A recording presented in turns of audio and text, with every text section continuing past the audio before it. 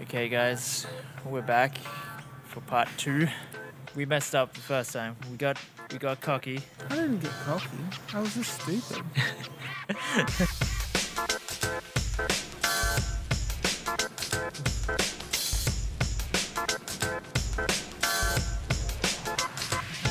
The previous video was titled How Not to Shoot Film.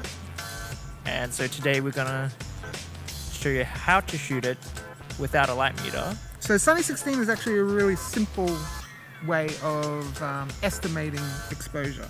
On a bright sunny day, you take the speed of your film. So this is Vista at 400. So you take that box speed and then you set your shutter speed to the closest number to that. So for instance, this camera doesn't have 400, but it has 500. So yeah, that's what you do. And then set your f-stop to 16. That's the 16 part of it. As long as you stick to the rule and then know your exposure maths, a stop down or a stop up or whatever, and how to sort of manage that through shutter speeds, f-stops. We're going back to Lil J's vintage garage sale. Now Lil J's, they've been really cool. Jacqueline's really awesome, and she also has a little store now. You can check out Little J's Vintage at Wynn Lane in Photoshoots Valley, Brisbane. A lot of awesome, cool streetwear and whatnot. I'm actually quite impressed with how I went, except when I did use Thomas's camera at the end, I did overexpose it, but that was my own fault. More disappointed with my shots rather than necessarily just exposure. I definitely got more than you underexposed. Yeah, because I kind of cheated because I knew I had portrait, and so I would make it a bit brighter just in case, because I knew I could handle it. Vista has less latitude, as we found out today, and then Thomas underexposed quite a bit of it. Overexposed anything. Yeah, The first one is fine. the exposure turned out real on that one though. I mean, It has good color in it as well. There's a lot of different colors in there that I like. it was the first shot of the day, which is like almost, it's like the first pancake, right? Yeah. So it's kind of trashy. I will say, like, this doesn't look too bad, Yeah. and it's exposed correctly. Exposed, yeah, It looked a lot more interesting. in person. You have a few underexposed stuff in the shade. Yeah, this is Kurt, 'Cause who was on the ground and dark. Yeah, and sometimes it is hard to tell in the shade just because you don't know how much reflective light you're really getting. We found this other alleyway, That was a really nice little alley. which was really dark. That was the main problem. It was in between all these really tall buildings. There Yeah. wasn't a lot of light getting in. And I think you were just like winging it. I don't know. Sometimes you just don't think. Yeah, that's Well, sometimes I just don't think. Well, that's the annoying thing. The human eye is so good that when we're in really dark places, it looks normal. Yeah. This one turned out alright. I do Yeah. like my variation of it a bit more. I do as well, because yours, they get a little bit more goofy Yeah, they get and silly, yeah, stuff. It works a bit better. But I think they're very And we both shot the The DJ, DJ. who might be in a future episode because he does have his own film cameras. Thomas's shot is better. It's more interesting. He had a wider lens, so he was able to get more depth.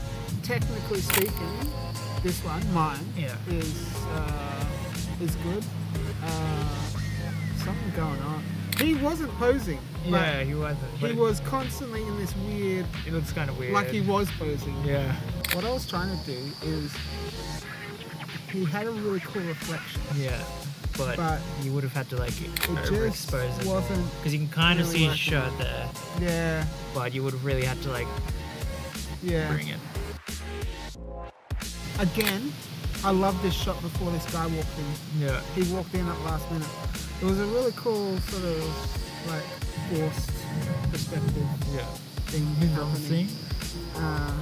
So like it looks like you're taking a picture of some small girl. Yeah. And then that's me actually taking a photo of her. I think it's decently exposed, but I do think I could have let in like maybe one more stop of light or half a stop at least. And then Thomas has me talking, asking her. I actually like mind that shot. And then my shot we have, I accidentally bumped the shutter. But it's well exposed. So here's another example of not reading your environment quickly enough. I shot first. Yeah.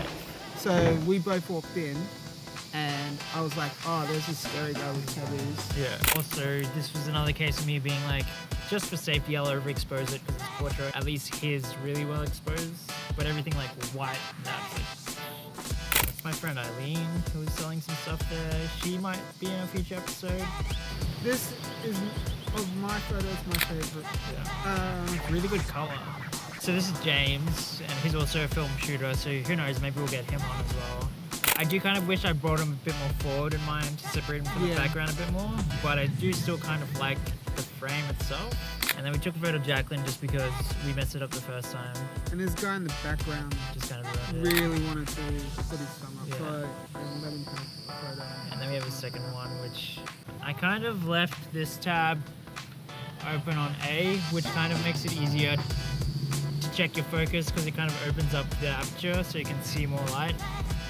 And I kind of forgot to put it back to M to get rid of it. So there is a light leak on my image as it's trying to go from wide open to whatever f-stop I did set it at. I think I did set it like 16 or 11 even because it was a bright sunny day. I did wear the same clothes. I didn't So we though. could pretend that it was the same day. But then I realized that I dyed my hair. Yeah. And I was like, yeah, they're not going to buy it. And we're heading to the gardens. Over See if there. There's colourful, pretty things. And we found this really awesome ice cream truck, and it was like this really old kind of truck they got from the UK, I believe. He was kind enough to like even post for us and like talk about his little truck, which was kind of cool. But it's definitely underexposed. Yeah, definitely underexposed. It looks beautiful in the background. The background looks great. We got Ruby from UK, so she's an original 1973 Bedford. We're trying to bring the old school ice cream back to Australia, so come down and see us. It's Ruby Little Red Ice Cream Van. And we found this little random alleyway. So whenever I see walls that are sort of with chipped paint and crappy posters that are peeling away and stuff, I've always had But here you can really see the nice color of the vista. Where the portrait is much more muted. So I do like how the vista really pops here. While mine was like, exposure's fine, but I was just trying to get the penguins. I'd call that photo not exposed correctly or focused. Yeah, I think it needed another stop of light. So this was my last shot, because right after this we shot the Ectochrome episode. It was hard exposing this one because Thomas was in the shade, but then the rest of the background was bright and sunny. And because I'm also sort of Wearing in dark very dark clothes. clothing. So it's kind of like the best exposed it could be. So these people let us climb their stairwell, and we found a kind of cool little area. But I like this shot a lot. The shoreline kind of, but the exposure's spot on. Yeah. Here's some BTS of me trying to take photos on Ectochrome. Like this one's well exposed. The highlights are just a little bit hot. Yeah, but you can fix that I'd up. say it's maybe a stop.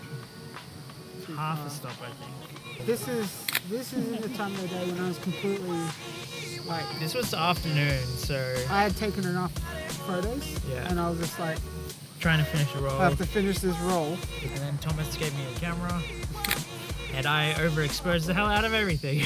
2 or 3 I can use. That one, just going, But this was also me coming from the mindset of using portrait where I'm like, overexposed 1-2 stops, you're fine. Here with the Agfa Vista, not as much latitude, so overexposing it, you're gonna get overexposure. I don't mind Shini's hair on this one. Yeah, her hair really pops. That's us actually shooting film and doing Sunny 16, which is a handy tool to know. But not without flaws. Not without flaws. It's never meant to be a perfect way to expose things. It's just a way to do it when you don't have a light meter.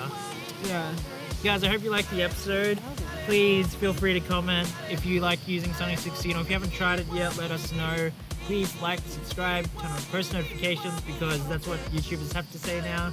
Let us know what your thoughts are on our photos. Feel free to roast. Let us know if there's anything else you want us to cover as well. Different film stocks too, any random subjects, and we'll get to it. Ooh. Tell us if you want me back. Yeah, do you want Thomas back? Thanks for watching. Phrase per second. Let's get out there and shoot some film. It's for the private collection.